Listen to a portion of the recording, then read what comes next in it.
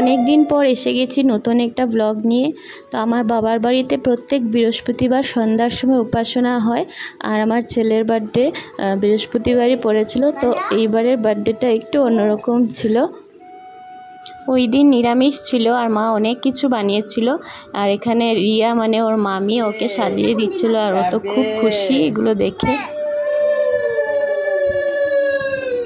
আর এখানে মা ওকে ধান দুব্বা দিয়ে আশীর্বাদ করছে, আর ও খুব লজ্জা পাচ্ছিল। তারপর আমি বললাম ওকে একটু সুন্দর করে বসতে, আমি ওকে ফটো তুলবো, আর ও দেখো কি করছে।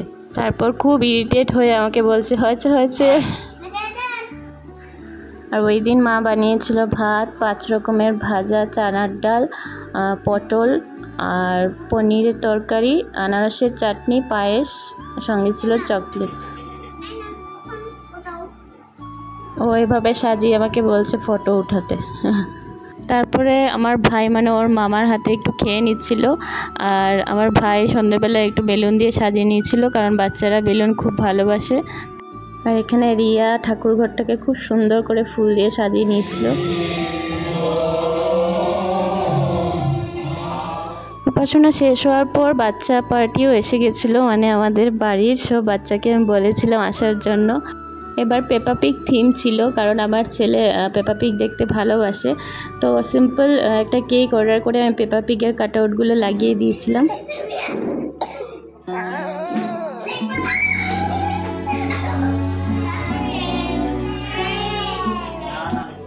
আর এখানে পেপা পিগের ক্লে কাটার পেয়ে তো খুব খুশি।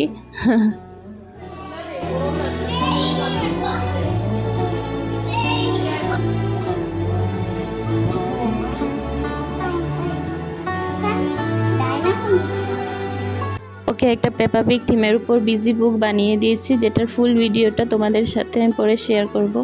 খুব মজা করে, আনন্দ করে, খেলাধুলা করে বেশ ভালোই কেটেছে আমার ছেলের জন্মদিনটা। তোমরাও একটু আমার ছেলেকে আশীর্বাদ করে দেবে, আর আমার এই ছোট্ট ব্লগটা ভালো লাগলে আমার চ্যানেলটাকে সাবস্ক্রাইব করে দিবে। Thank you.